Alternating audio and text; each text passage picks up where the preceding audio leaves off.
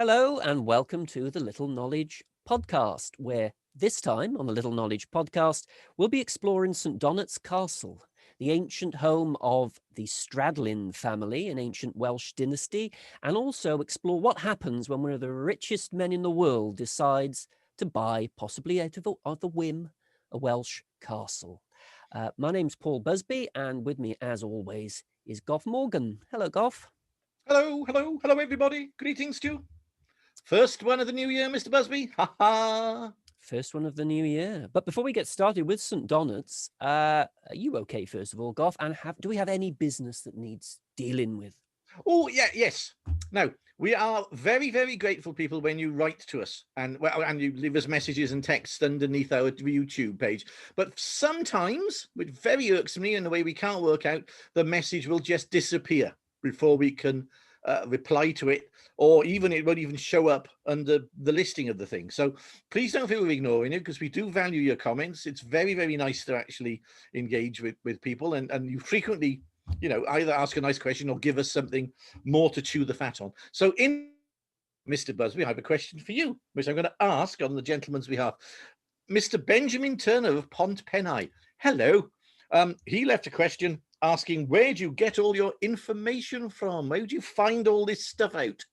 And sadly, his message disappeared, so I thought I'd ask you in person for him. I'm sorry your message disappeared, Benjamin, but well, it's trickier than it should be in a way, because we're recording. I don't know when you're watching this, but we're recording it during one of the lockdowns. So it's very difficult. You can't go to archives, you can't go to libraries, so you just have to dig. I do take a long time digging. I mean, I sort of get absorbed by a property, certainly in the few days before recording. I know it sounds a little bit. But where do you dig? Well, you can look on the internet. There are all kinds of archives, and if you use a pass for the National Library of Wales, it gives you access to all kinds of digitized documents and digitized old books, and you dig there, really.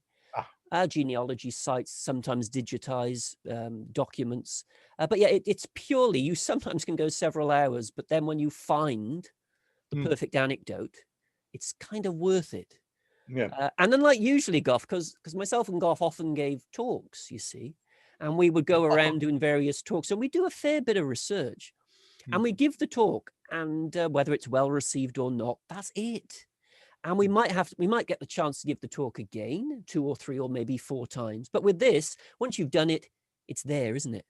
Yeah, it is. It's quite nice, actually. It is quite nice fun to do that. Nice to have the record of it, because again, so many things we did, where you did the history and I did the readings, and selected the readings and stuff. They were ephemera. They popped up of an evening and went. But now you can see us in all our glory. Well, I hope that answers your question, Benjamin. Yeah, he digs around extensively in what are online accessible archives. Yeah, the National Library of Wales, etc. Unless it's closer to one of the topics where I've got sort of papers of my own, but it's mostly right now digitized archives online. Now, do you feel slightly uncomfortable that today, Gough, we are leaving our haven? We are going on to slightly unfamiliar ground. We are leaving Gwent and Monmouthshire. I know. And with an uncertain tread, we are entering the Vale of Glamorgan. Well, I'm nervous. It's all different here.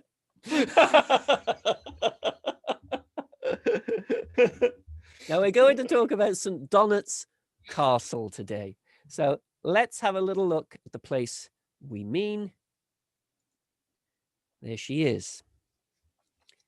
Oh, isn't that a fantastic view? Well, it's a fantastic place. I've walked down that line there, avenue to that house many times to various storytelling festivals, and I've done workshops there, etc.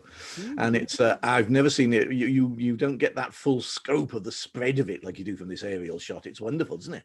Oh, it's marvelous, and of course you've got the terracing going all the way down to the Bristol Channel there, which will be very important to our story. You can argue that St. Donets Castle is certainly, actually, no argument about it, one of the most important castles in Wales, because it has been inhabited since it was built. So gosh, it's built. It's always had someone living there, really. Yeah. Oh, that's and it's pretty much a complete medieval castle with a fair bit of tinkering, which we'll talk about later on. And what I found fascinating is in 2000, when they studied the castle, they finally realized that bits of it were older than they realized. Oh, really? Yeah, there are parts of it which we always believed, or people always believed. First of all, there's a legendary beginning to St. Donet's Castle, which is always fun, that it or nearby was the home of Cadog, better known to history as Caraticus, who was sent to Rome and pardoned by Claudius, and then sent back. Again, with these kind of legendary, traditional sort of stories. We're not entirely sure about that. But also then we do know that it was in the care of the De Howie family, or the De Hory family. And then the Stradlins took over through marriage, and they took over in 1298, the Stradlins. And that's what we thought. We thought most of it. Really? And we do know in this, if we have a little look, in the gatehouse, above it, there is a 1300 fireplace. Yeah. We know a lot of it dates from then. But when they look, the keep nearby is actually dates before the 1290s. All right. Before the Stradlins. So bits of it, which are covered by other bits, which is why people miss them, are actually a lot older. It is, it's an extraordinary castle. So was it a Norman castle, or was it a Welsh castle? Well, initially, there was probably a Norman timber castle on it, initially, after the Normans took over Glamorgan.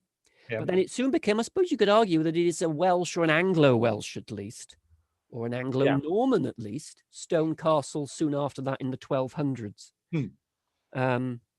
So well, I mean, centuries after the conquest, the identities blur, don't they?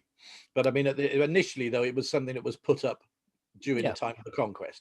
Yeah, that's right. But again, the history has been sort of blurred because the Stradlins in the Elizabethan era wrote a history about Robert Fitzhamon, who was linked to Mabley of Kevin Mabley fame, Mabel. Oh, yeah. Robert Fitzhamon and his 12 legendary knights that won Glamorgan from the hands of the Welsh. And there was supposed to be a Stradlin was one of the knights, but this was written by a Stradlin. Oh. And it turns out, actually, they turned up in England and Wales 2 centuries after that. So they were almost certainly Swiss adventurers, the Stradlins. Oh. Nevertheless, they managed to get St. Donet's Castle, and they settled, we know, from at least 1298 when Sir Peter Stradlin took over. So we saw that the way it goes down to the sea on the one side. On the other side, it has the church. Ah. Which again plays a role very much in our story. Of St. Donet's, I presume? Of St. Donet's, yeah. Not the most famous of saints, St. Donet's or St. Dwynedd, but he was a mate of St. Cadog. Oh, all right. He was a mate of St. Cadog. So St. Cadog was more influential than you think. Oh, yeah, Because, I mean, when it came to establishing the first bishopric of Wales, it was Cadog and St. David. So if Cadog had won the vote, he might have wound up as patron saint of Wales instead. Well, poor old St. Donet didn't even make any kind of short list, did he? It's a terrible shame. So now we're inside. We've gone through the outer gate, we've gone through the inner gate, and this is the inner court. A lot of this is about 1500. Yeah. Oh, right. So it was sort of built around here. Now, what is interesting here is, can you see these little terracotta medallions? Yes. Well, they've got various ones around the castle, and we think they were put in around about the time of Henry VIII. And the reason we think that is that Hampton Court has a set very similar that were granted by the Pope to Cardinal Wolsey, except there are 2 missing, and they appear to be here at St. Donet's. Oh, right. And they are, and you can see maybe why Wolsey didn't want to put them up, because they're of Cleopatra and Caligula. The Stradlins thought, well, that'll do for us. We don't mind that. No. They weren't terribly good when it came to the originality of names again. There were 9 Edwards in a row, for instance. 9 Edward Stradlins in a row. The third one fought at Agincourt, which is a little feather in the cap, I think. But we're going to go for his son for our first story, Gough. We're going to go for Harry Stradlin. The fact that he wasn't actually an Edward already works in his favour, in my opinion. Yeah. And we're going to go to something that happened in 1449. when Harry Stradlin, now the Stradlins became a dominant family in Glamorgan. In fact, they didn't own just land in Glamorgan, but in Monmouthshire, in Gwent, and then Monmouthshire, and also in Somerset and in Dorset as well. So they're a very powerful Glamorgan family, the Stradlins. So they did a fair bit of, going between their estates.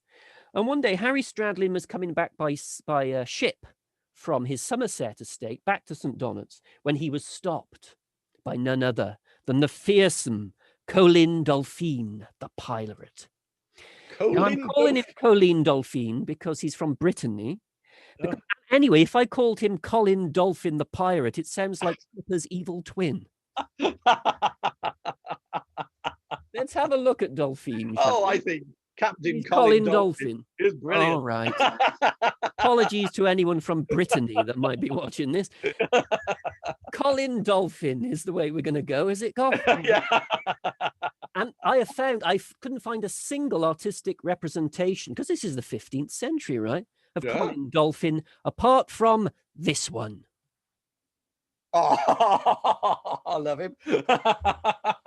Now, this was done by a pupil at Wick and Marcross Primary School of Cowbridge for a YouTube video on Colin Dolphin 11 years ago. But hey, this is the only artistic interpretation I can find of Colin Dolphin. So well done, whoever did that. Yes, well done, that person.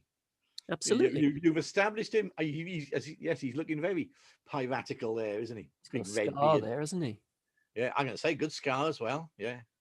Anyway, Dolphin managed to take and seize Harry Stradlin and his ship, and he took him for ransom.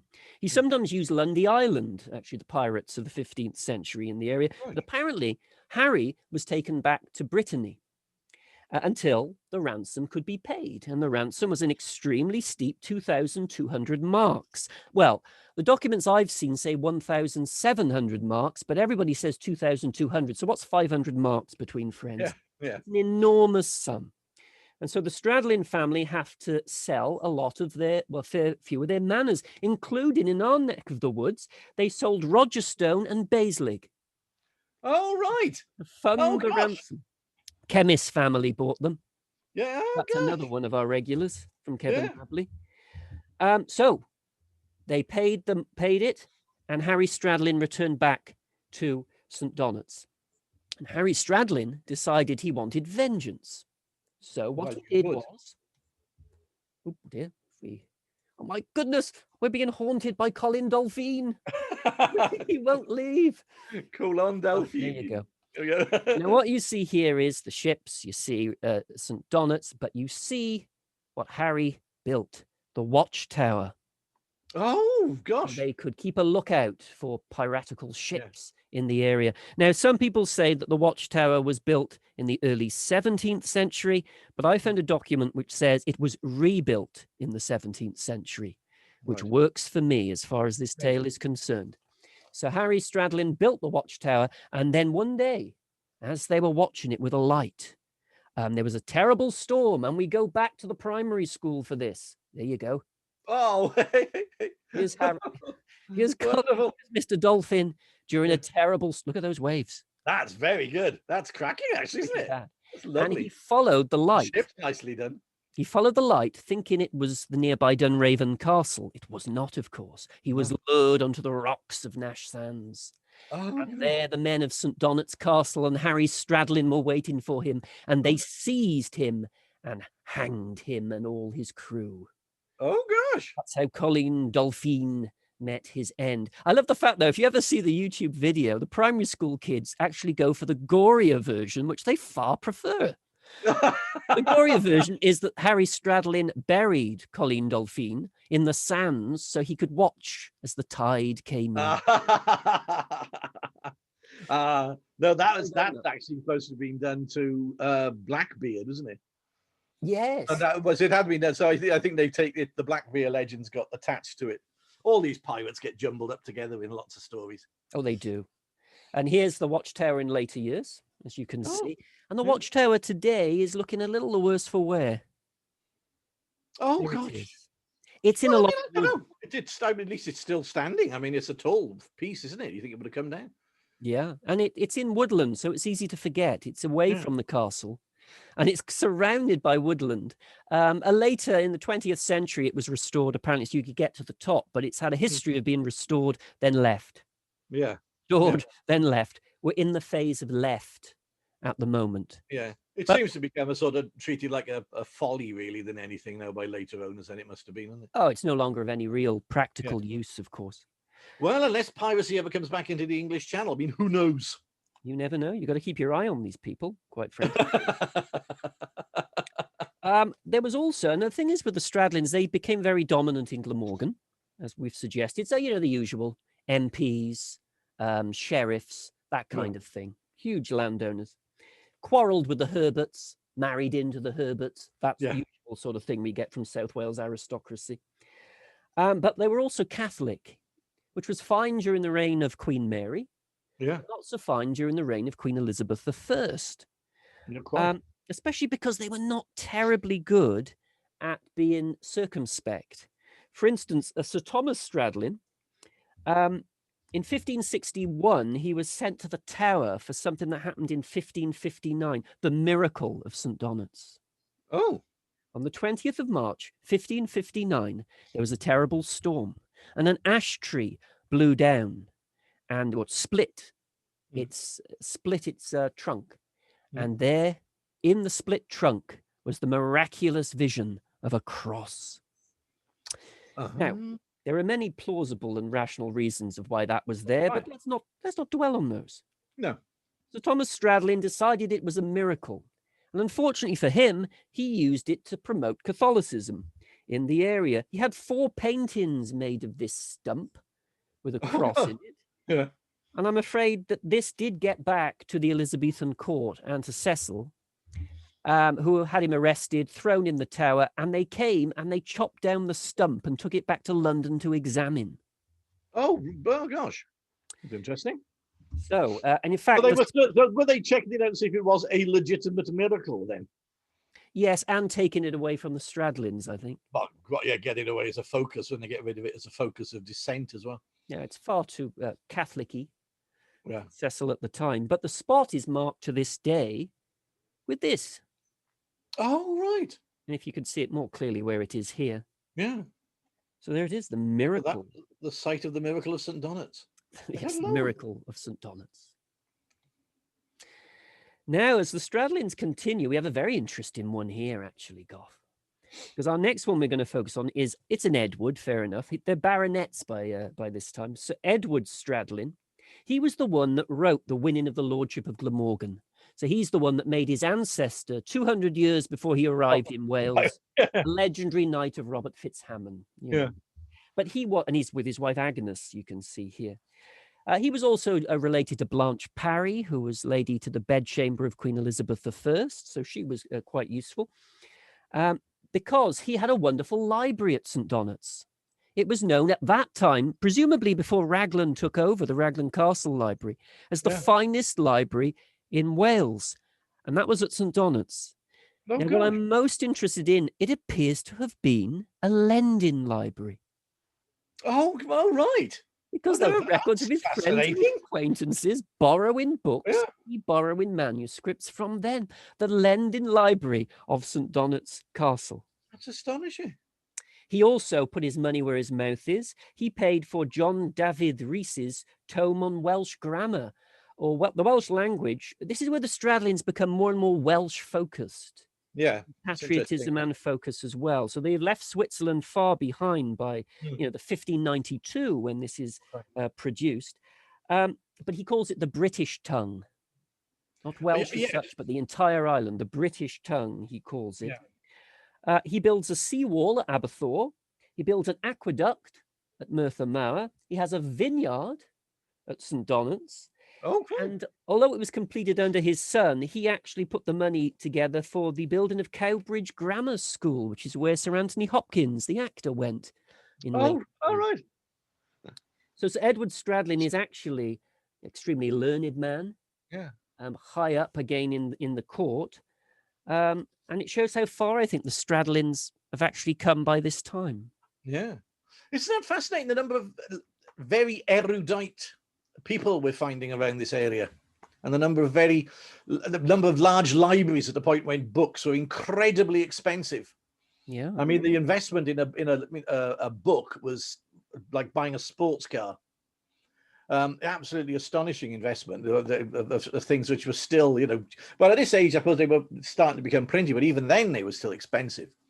Oh, yeah. So to see people to establish, major libraries of documentation. But it's also interesting as they had these academic focuses amongst themselves as well. We found people who've been into sciences, into the arts, people fostering, folklore and tradition and Welsh language. And it's fascinating that they weren't just all, they were, well, I suppose, Renaissance men at the time, I suppose you would think, wouldn't you? Oh, yeah. Yes, I think so. And Stradlins were certainly well up there. I think it's safe to say St. Donets is every bit the rival of Raglan Castle when it comes at this point. Yeah, culture. And the fact that they were spreading their erudition around as well. They weren't just sort of holding it for themselves. They were using it to engender. I've got an image of somebody at St. Donet's Castle with a little stamp. Your book's late. Yeah. You entered into the library the word silence above the door. Yeah. Now we have had, Gough, lots of tales of these Catholic royalists who somehow managed to get out of the Civil War and get reborn. I mean, the Somersets became the Dukes of Beaufort, didn't they? The Kemys family of Kevin Mabley continued as baronets. But I'm afraid that the reason that the Stradlin family are perhaps not as well known in this area now is because they declined. They never recovered from the Civil War. Oh, gosh. They were royalists. And this chap here, another Sir Edward Stradlin, fought at Edge Hill and was captured at Edge Hill. There were 2 Stradlins at the loss of the Battle of St. Fagans. There were several exiled during the Cromwellian regime. But they never managed, whether they were not quite as politically adept as some of the other South Wales families at this point that we were talking about, they never bounced back. Interesting. They kind of disappeared, which is... Before we move away from the Civil War, I read somewhere that did Charles I stay at St. Donet's prior to going off to the Battle of Naseby? Not according to any of the contemporary diaries of the time that I have read. No, again, that's the trouble with these things. Again, when you're trying to unpick what are the legends and traditions with actual historical fact. Yeah, I think when it was bought by a later owner we shall come on to, it was one of the things that they claimed about the property. Oh, yeah, but that I think was to tie in with his very dubiously historical bed. Oh, right. Supposedly the bed of Charles I, but that really is not a lot of the stuff he bought was ropey, but that was ropey. Okay, well, we'll come back to that. We certainly the ropey bed of Charles I. Right, the ropey bed of Charles I. My goodness. By the way, at this sort of time, the kind of culture thing they have, even really late into almost the 1600s, early 1700s, they kept a fool at St. Donet's. The Stradlins loved their fools. Oh, that's interesting. Yeah, some of them were keeping poets. They kept fools. They also continued the bardic tradition as well. So they followed that as well. But one of the final fools, if not the final fool, was Will the Tabner. Tabner is an old word for tavern keeper. I thought so. I heard taverner. So taverner. Taverner. B and V's got a bit interchangeable, didn't they? Yeah, and he was a very strong mind, he's described as being. The only other thing that happened during the Civil War period was that Archbishop Usher stayed at St. Donet's. Now, Archbishop Usher was the man who worked out the date of creation was nightfall, the 22nd of October, 4004 BC. Archbishop Usher. You added up, all the dates of people's lives within the Bible and the Old Testament, all the way through, and then you got back. So and also around about, well, maybe at the start of this century, the cavalry barracks were built at St. Donet's, which we'll have a little look at a little bit later on. So clearly, they raised a regiment during the Civil War, that usual sort of thing that the aristocrats did in the area. Now, the decline kicks in after the Civil War, as I've said. Mm. The Stradlins, not really on their uppers, but they are no longer the primary force in Glamorgan that they used to be. So by the time we reach the last of the Stradlins in the 1730s, he really is the last, Sir Thomas Stradlin. And he was a young man, and he went on the grand tour with a mate, I say mate, called John Yeah. Tyrwhitt. Yeah. They'd agreed on a pact before they went on this tour, daring young bucks in their 20s as they were. They made a pact that if either of them died, the other would inherit the estate of the deceased. Mm. Not necessarily a good idea. You've really got to, you've got to trust your friend. Yeah, one thinks one can see where this might be heading. You're way ahead of me, aren't you? I don't write murder mysteries for nothing, boy. Well, on the 27th of September, 1738, in Montpellier, Sir Thomas Stradlin dies in a duel. Now, no one is certain whether the duel was against Tyrwhitt, whether it was about love. Nobody knows. Just the news has come back to Wales that the Master of St. Donets has been killed in a duel. Yeah. Now, we've got a wonderful little account, and I've picked this, although it's an 1850s painting, because it's wonderfully moody, I think. It is. It's a lovely painting, actually. Now, a Victorian newspaper, I love the way Victorian newspapers have picked up on an historical fact and just embellished it and added colour. Yeah. And they write about what happens when Sir Thomas Stradlin returns back to St. Donet's Castle, all right? You ready for this? Brace yourself. St. Donet's and its stately castle was wrapped in slumber. In the stateroom apartment lay the dead Sir Thomas Stradlin, the only room where taper lights were faintly burning, so faintly that they only served to display the dense gloom lurking in the corners of the death chamber and the long, narrow coffin prepared for the burial on the morrow. I've edited this as well. What sound was that?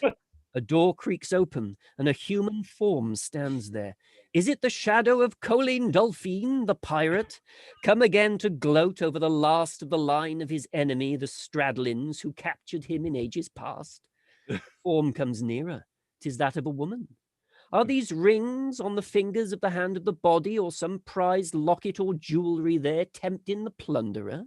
Still nearer comes the woman, quietly and stealthily. 'Tis the old nurse of Stradlin. Was this old nurse wishful once again to see the face of the bright lad she loved, to press her lips to his cold brow and bid eternal farewell? It seemed possible, for quietly and skilfully the aged nurse prized up the lid of the coffin, thrust in her hand, and then, lingering a while, quietly withdrew as stealthily as she came into the death chamber.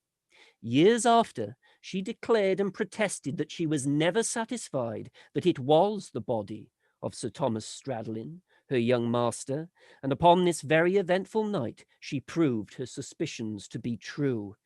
When young Stradlin was a mere lad, it appears he was bitten by a savage donkey and lost one of his fingers on his left hand. Oh, good. I don't know. That's so funny. She vowed to her dying day that the body had all its fingers intact, and it was not that of Sir Thomas Stradlin. Well, what do you think of that? It sounds a bit hokey, doesn't it? I mean, where did it? But I mean, it's I mean, is it entire fiction, isn't it, or just an embroidering of a fiction? Well, the body took a while to get home. And I think rumours and legends started. In fact, in later years, even in the church of St. Donets, people said that this is where the imposter is buried. But I don't see the problem. I mean, if Tyrwhitt did it, which is what people are suspecting, the fact that Sir Thomas Stradlin never turned up to say, "I'm alive," suggests he was dead anyway. Well, quite, yeah. But the rumour in the locality was that his body, for whatever reason, was replaced with that of a French soldier. But again, it's one of these stories. A story happened because then, though, isn't it? Fascinating story. It's a wonderful story. Yeah, I mean, why and the And it's ramifications of trying to unpick that and as to why, why is the, if he is dead, never turns back up, why do you have to replace the body? well, this is the thing, isn't it? What are you covering up? Unless he didn't die in a duel. Well, that's my first thought. He didn't die in a duel. He died, so they had to get, there wouldn't have been the sufficient holes poked in him, shall we say, to show that it was and that's fascinating. Well. There's another lovely little local legend and hokum that Bussy Mansell, who I'm sure we'll come on to at some point in our podcast, from Margam. And now I've checked the will, actually. I checked the will of Sir Thomas Stradlin. I found it. And the will actually says that if he dies, this is clearly before the Tyrwhitt deal, if he dies, that St. Donets he wanted to pass to his godson, which was the second son of Bussy Mansell. Presumably the eldest son got Margam or Britain Ferry. But Bussy Mansell, the story goes, turned up in a carriage, and one old lady remembered seeing it and came through the gates. And when he was in there, he met the ghost of an old baronet who told him that he did not want the Mansells to take over the castle. And at that, Bussy Mansell disappeared again and never returned to the castle. Well, I think the least you could do under the circumstances. That's all I could say. I think he did return to the castle. So did Tyrwhitt get his hands on the place then? He did. Ultimately, he did. Blimey. Ultimately, Tyrwhitt did. It was in litigation, ultimate litigation, for nearly 60 years, this. So this death of Sir Thomas Stradlin plunged them into chaos. Yeah. What actually happened was, one wag said, well, a third of the Stradlin estate went to the Mansells, a third went to the Tyrwhitts, and a third went to the lawyers. But I'm afraid, yes, St. Donets Castle did indeed go to the Tyrwhitts. So they took over. And the fury of, that's wonderful, there's the fury of the local vicar, that the castle had been passed out of the Stradlin name. Apparently the local vicar, in an absolute fury, destroyed a windmill and 2 water mills. I would have loved to have seen that. You just went round. That's a very annoyed vicar, isn't it? Oh no, the mill's gone. Quite frankly, if he was the vicar, I would be paying attention during sermon on a Sunday. Calm him down. Give me a glass of wine. So the Stradlins were gone, and the castle really was started to decay at this point. The Tyrwhitts didn't do an awful lot with it. So the next century was one of decay. And there we are, this nice little one. Oh, sorry, there we go. And in the 1820s, we do know that 2 furious old women lived in the castle, which was now only partly tenanted, with 2 enormous angry dogs. Not pugs. Not pug, no. Hamper-Hangle Court fans, not pugs. But things did improve in the 1860s when Dr. John Whitlock Nicol Khan, who believed that he was indeed related to the Stradlins and later changed his name to Dr. Stradlin Khan, he bought it and spent £30,000 restoring the castle. And this is one of the interior rooms during Dr. Khan's tenure at the castle. Where was it? What year? 1860s, so 1860 to 1860. Well, you're looking at the equivalent of about 6 million there in today's terms. That's a fair chunk of investment. He spent a lot of money. He came from the nearby stately home called Dimlands, which is now demolished, but the lodge survives. So he was an antiquarian and he was interested in all this sort of thing, and he played a role. And, there are a lot of people who are rather sniffy about his contribution to St. Donets Castle, saying his restoration was wrong, it was cack-handed. But, what he inherited was a heck of a mess. Yeah, quite. And he turned it into a place where you could actually live. Yeah. And also he found some interesting things. He found hidden in the panelling a miniature portrait of King Philip II of Spain, which had been hidden there. So again, Catholic husband of Mary. I'm going to say, it's interesting. And he also found a man who was constantly trying to murder Elizabeth I. Yes. And he also found in the lawn, when he was digging at the lawn, he found a Roman copper alloy, I think, rather than bronze, figure of Mercury, which suggests that the site did have something going on there after all in the Roman period. And he gave it to Cardiff Museum in 1883. There it is. Oh, blimey. Found in the lawn of St. Donet's Castle. It's interesting, isn't it? That is, isn't it? Isn't that intriguing? Well, when So he does it imply that there was a Roman settlement at the time prior to the foundation of the main castle, or is it just something that fell out of someone's pocket who liked collecting things? we can't be sure, but it is at least suggestive, isn't it? Oh, yeah.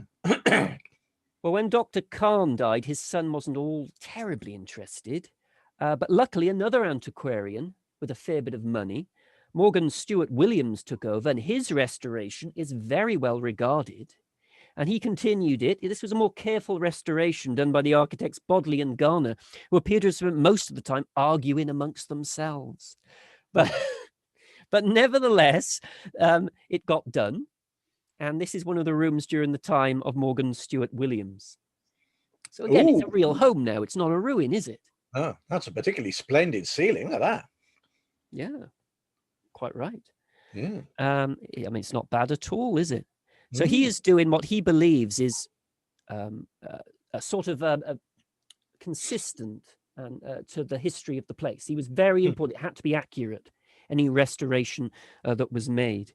But when he died, his son wasn't terribly interested. You see the pattern here. Yeah. And eventually it was sold in 1921 to an American who had married the Dowager Lady Shrewsbury, a diplomat called Richard Pennoyer. And he didn't own it very long. So from 1921 to 25, the Pennoyers were there, and then it was put up for sale. And then this telegram arrived. Let's make it a little bigger.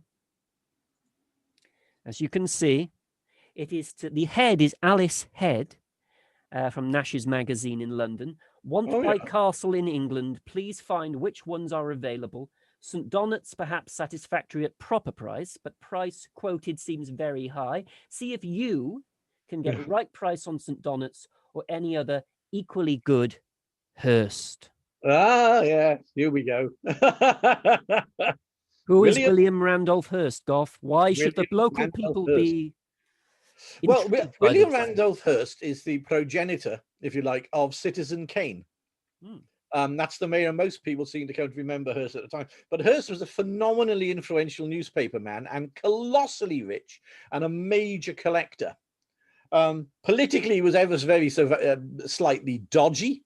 In today's terms, he was an isolationist, possibly a Nazi sympathizer, certainly an anti-Semite. But also, he was a fanatical collector. He seemed to have more money than he knew anything to do with. So he spent his time buying enormous properties, building colossal properties. San Simeon, where he lived, was basically a sort of virtually a man-made mountain of a building. It's what Citizen Kane's Xanadu becomes based upon. And he would just buy fanatically, collect things, objects, art. He was quite well read in history. He was certainly very, very interested in topics, but he also loved owning things. He had massive, massive collections of stuff.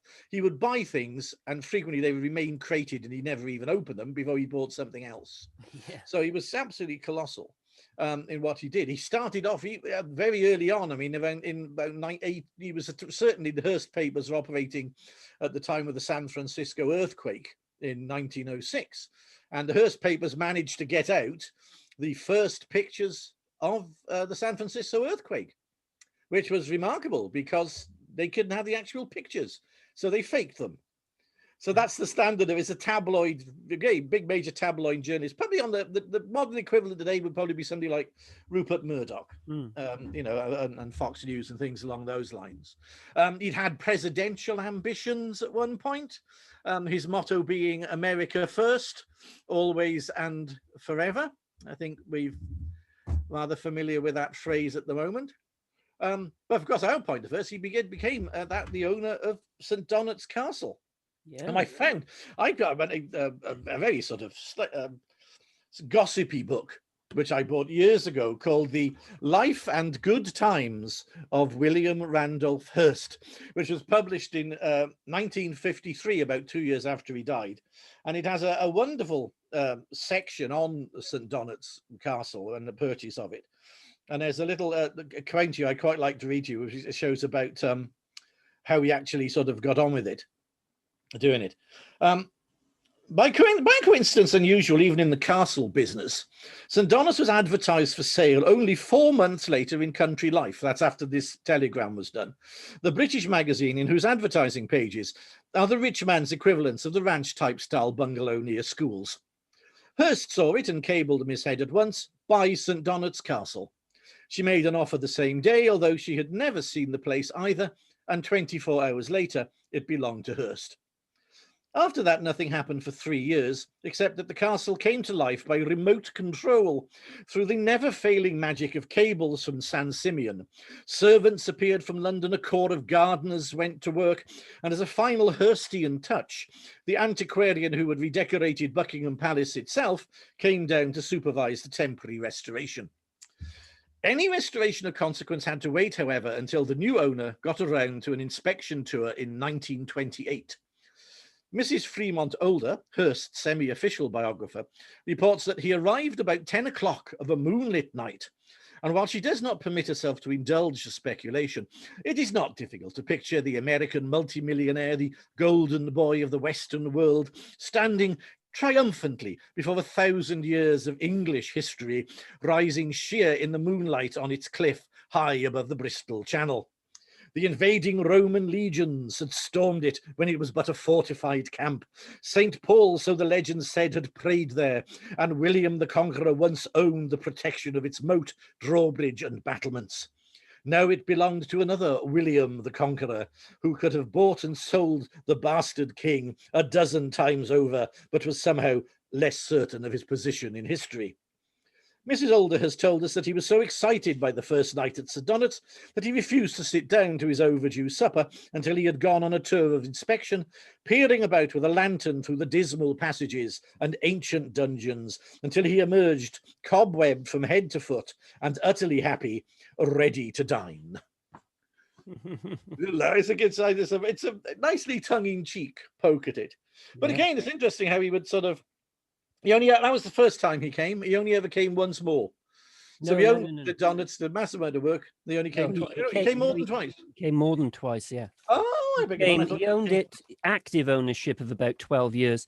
And he came, what they would do is he came in 1920, the original one, 1928. Then in 1930, 31, 34, and 36, what he'd do is he would go to Europe, and he'd come back to St. Donets to end the tour and spend a few weeks there. I mean, the reason, of course, is that he sort of turns it into a museum, but it's also to allow his mistress, Marion Davis, to play as the hostess. Oh, cool. Yeah, I didn't realize. I mean, also, again, I thought it's again, when you read these things, the British book says he came twice, so he didn't. He came obviously a lot more. No, not much more. I mean, in the 12 years that he had active ownership where he could have come, he spent about 4 months at St. Donets Castle in total. Yeah, but it says about the collection. There's a nice little bit about Hurst's furnishings. That another defect was its furnishings, which were medieval but not necessarily rare. Nothing was more easily remedied. By the time Hearst found a few weeks to see the place again, this after the second time he came in 1931, after another 3-year interval, it was a museum worth coming a distance to see, and not a few collectors made the journey. Naturally, the collectors found Hurst's own room most fascinating, and in fact, it puzzled as well as fascinated some of his friends who saw it. Hurst had always been fond of vivid colours, but his bedroom at St. Donets was a mass of red, perhaps inspired by the castle's bloody history, or more likely because red was a colour he happened to like at the time. It was a chamber spacious enough not to be crowded by a superb array of lacquer cabinets lining the walls, which themselves were red panelled, with furniture in red upholstery to match. There were 6 of these cabinets from the time of Charles II, and Hurst, who always loved to lie where royalty had lain, slept in the bed where the unhappy first Charles had slumbered fitfully before the Battle of Naseby in 1645. This fact was inscribed on a carved silver panel at the foot. Yeah. So what about this bed? I'm not buying the bed. Because historians aren't buying the bed. But he did make a huge impact. I mean, you can see here the wonderful terrace gardens and the swimming pool he put in. He loved swimming, apparently. Every place he built and owned had a swimming pool installed. I see. Unlike some of the accounts at the time, actually, one Morgan Stewart Williams, I believe, had put electricity, or Pennoyer had already put electricity to the house. It had 3 bathrooms when Hearst took over. He immediately built 32 more. Yes. Marion Davis said, well, it's all marble. What are people complaining about? It's all old stuff.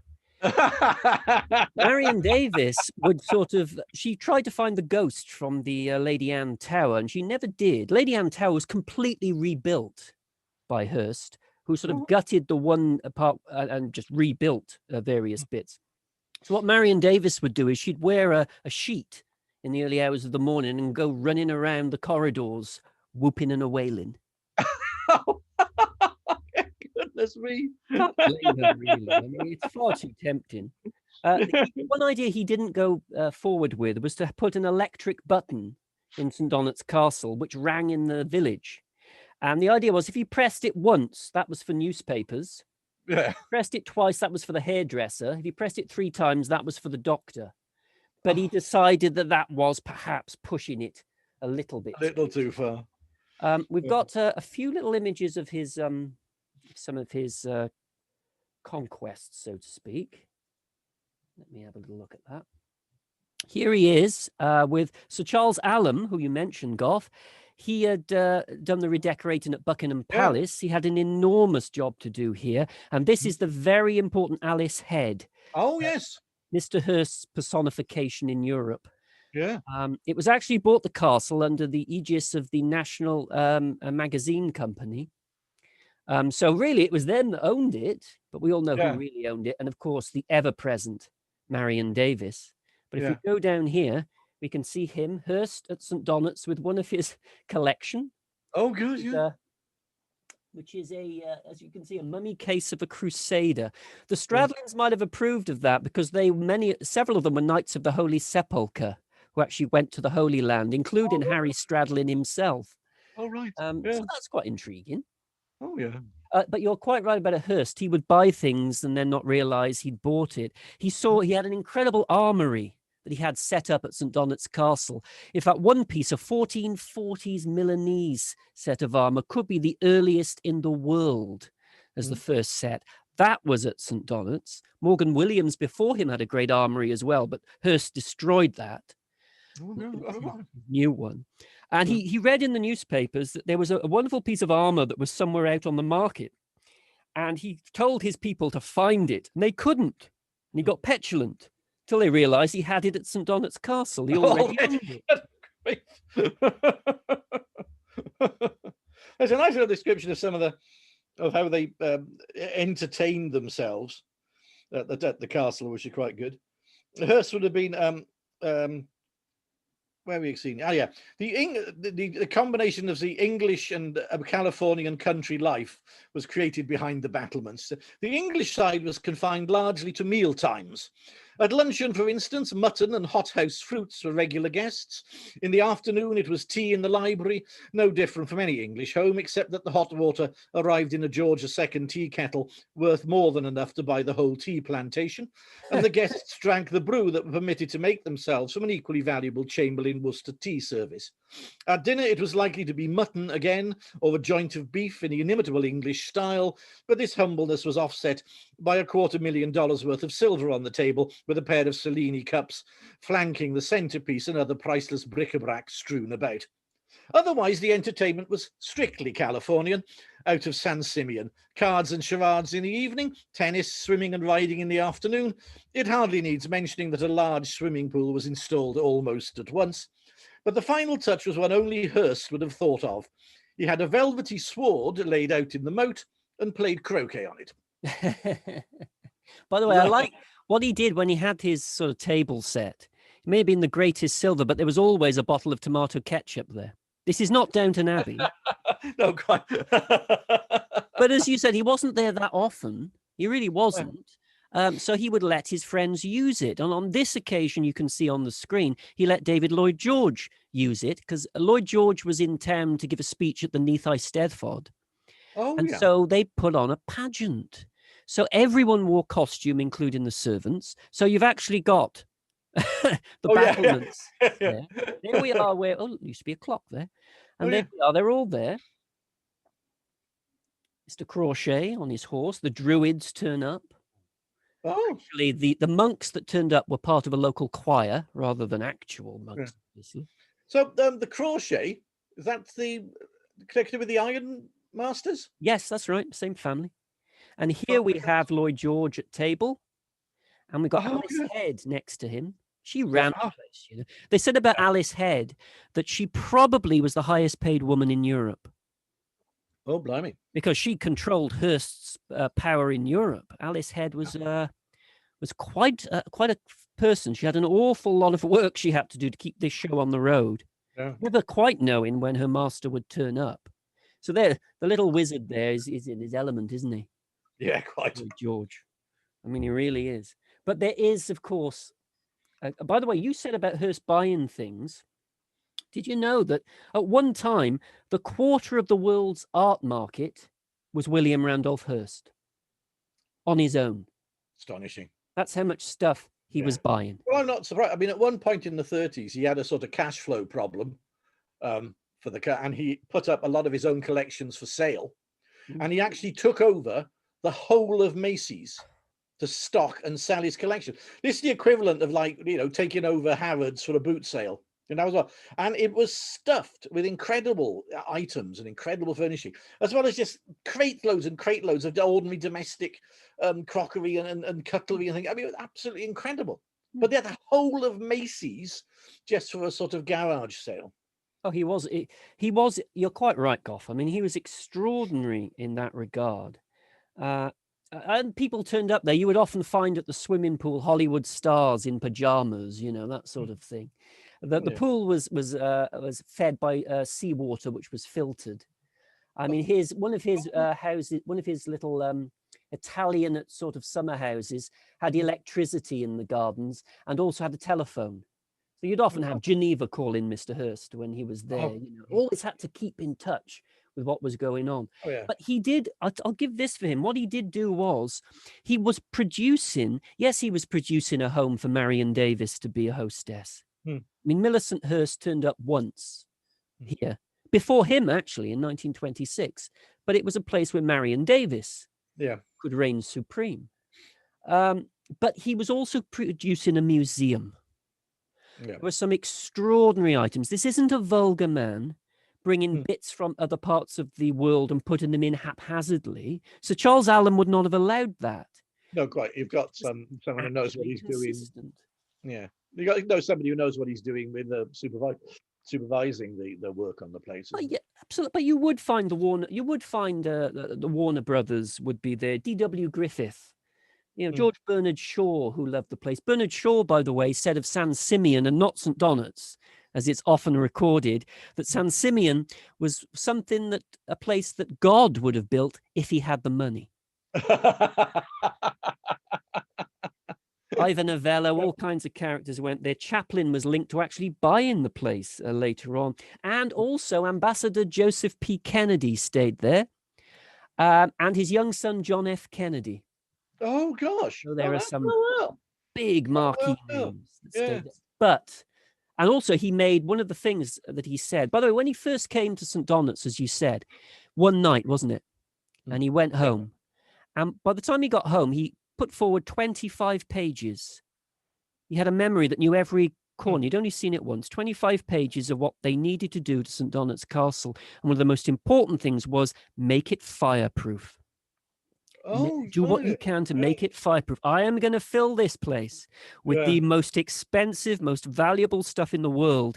Make it fireproof, which is all the more interesting that Leeds Castle, yes, St. Donets Castle, yes, he was linked to, but from local knowledge and people around at the time who were interviewed in the 1980s, he had his eye on Rupera Castle near Macon at the time as well. Well. It would not have burned down under William Randolph Hearst. You can guarantee that. That's interesting. And that, what a quirk of fate.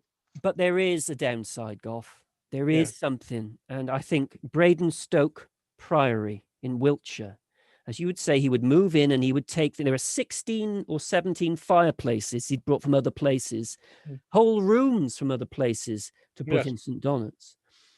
Sometimes they were good. I mean, Sir Charles Allen found the actual, I think it was the nave ceiling of Boston Stump Church in Lincolnshire. And it had been replaced and he didn't know why. So he brought it for the new banqueting hall at St. Donets. Brilliant. It would have been burnt otherwise. It would have, it was dumped. But then there's Bradenstoke. He bought in 1929 the site of Bradenstoke Priory in Wiltshire. This is what it looked like. In great secrecy, tarpaulins were put up. This is what it looked like afterwards. He took the roof from the prior's lodgings. He also took the tithe barn. And everybody thought it was being shipped to America. When they found out it was being shipped to Wales, this Protect Your Ancient Buildings backed off a bit after Ramsay MacDonald, the Prime Minister, and there were questions in Parliament. And they said to Mr. Hurst, well, maybe it's our fault in this country for not protecting our heritage. At least it's still in Britain. But the tithe barn was never found until much later, and he had shipped it to America. And it's still there in crates. Oh, gosh, really? The full 13th century, or at least 14th century tithe barn of Bradenstoke is in America right now in crates. Look at this. This is... Oh, wow. It's hard, isn't it? It is a bit, it's difficult to defend that one, isn't it? But he's a complex character. In many respects, he's not a very nice man at the end of the day. You know, really. I mean, you have to look at the facts. Notorious anti-Semite. You know, very, very sort of apologist for Hitler. Absolutely convinced they would never be awarded, and it is absolute adamant, you know, to isolate America and keep them out of it. And he, probably instrumentally why it took 2 years to get involved. You know, he's a complex figure. He's a complex figure, and so is what he did, actually.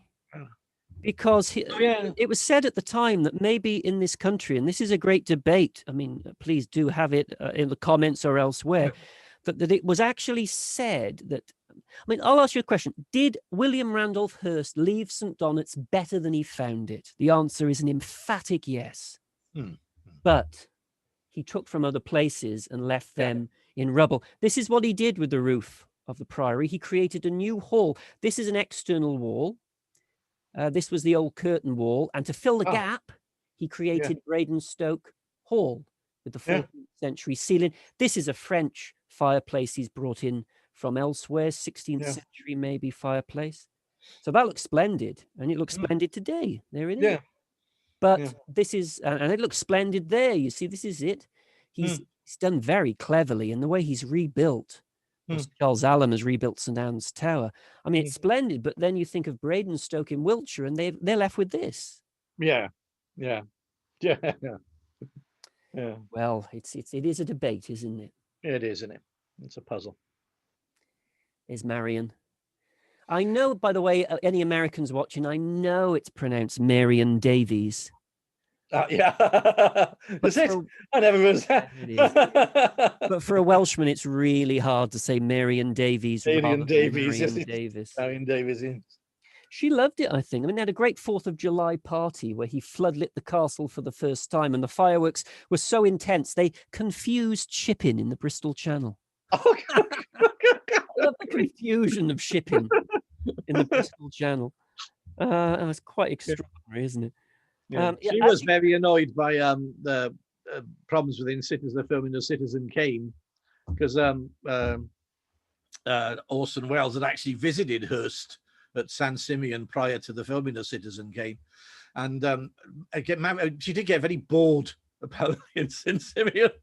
And one of the things that got into Citizen Kane is, in order to keep herself occupied, she did what an awful lot of us are now doing in our phases of lockdown, was an obsessive completer of jigsaws. I wish she had jigsaws. Yeah. So when you see, the second Mrs. Kane bored doing another jigsaw in front of an enormous fireplace. It's Marion. She was actually, at one point she stormed into Hurst's office saying, "My God, they've even got the jigsaws!" Well, I won't go in. I mean, poor Marion Davis, I'm quite fond of her because she had, and you can see on YouTube, if you view Marion Davis clips, she has a wonderful sense of comic timing.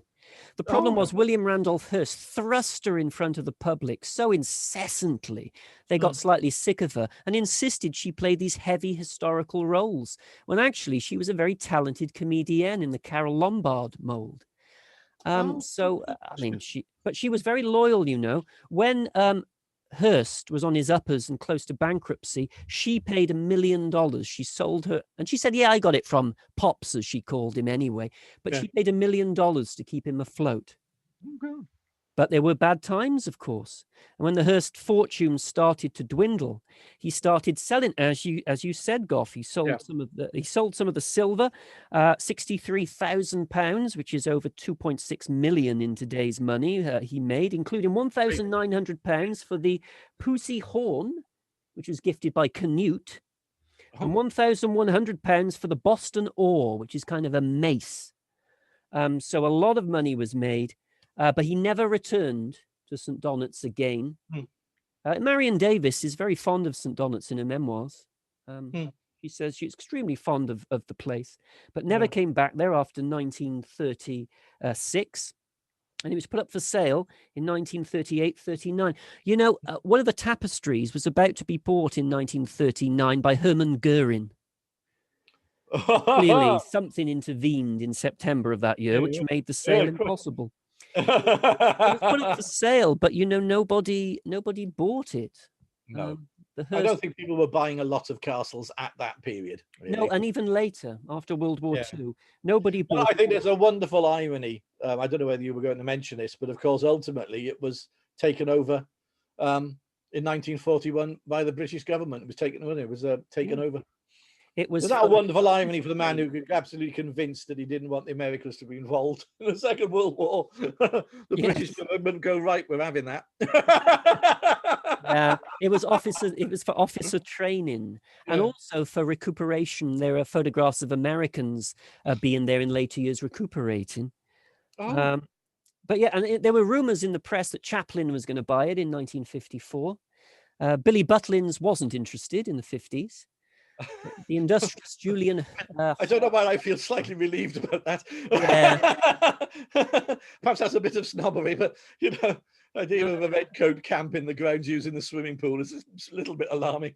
I agree. In the end, in 1960, it was bought by Antonin Bess, whose son actually ended up giving. They bought it for £65,000, and they gave it to Atlantic College to become an international school, which is what it is today. And that's essentially sixth formers from countries all over the world who sort of get together, which certainly can't be a bad thing. One of the brainchildren behind this was Kurt Hahn, the famous educationalist who created Gordonston, who famously and very happily was attended by Prince Philip, but perhaps slightly less happily by Prince Charles. Yes, didn't have a good time there.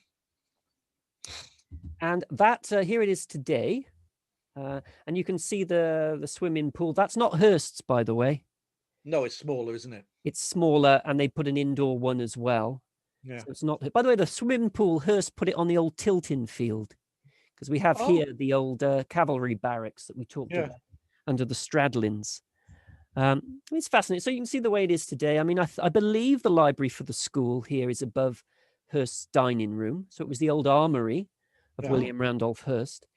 They also had a lifeboat station there for many, many years, saved about 98 lives over the years.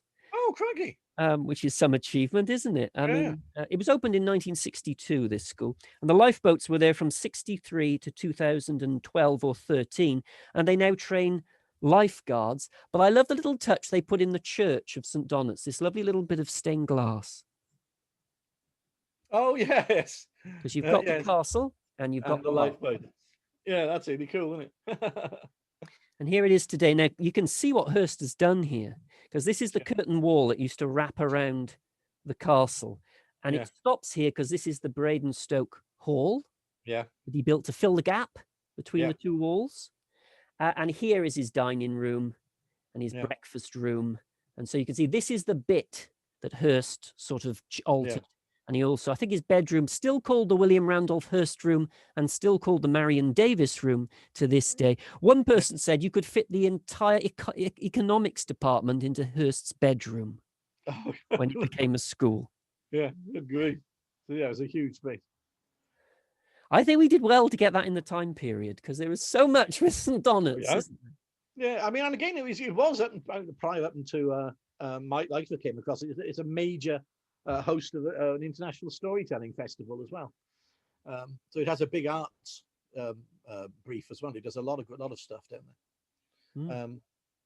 So yeah, you should imagine it's a tad quiet at the moment, but yeah, it's a fascinating space now, isn't it? I didn't realize the initial age of it, isn't it? Oh, it goes way back. I mean, the Stradlins made, every owner made its mark, apart from possibly the two very irate old ladies in the early 19th century. Equally irate Gough, but everybody else appears to have made a mark. Yeah. One wonders why they were so annoyed. What really rattled the old ladies? Maybe people kept turning up wanting to see the castle and they were trying to get on with life. I guess trespassers happen in every work. Trying to control their very angry dogs. Now we may come back with Margam and Bussy Mansell. We may come back with Dunraven Castle, but of course, if no one watches this, we will slink back into Gwent and Monmouth with our tail between our legs. Sorry to have intruded. I think. Yes, we do. See how it works. Shall we go? Thank you very much for watching, and we will probably be back soon. Bye-bye. Bye.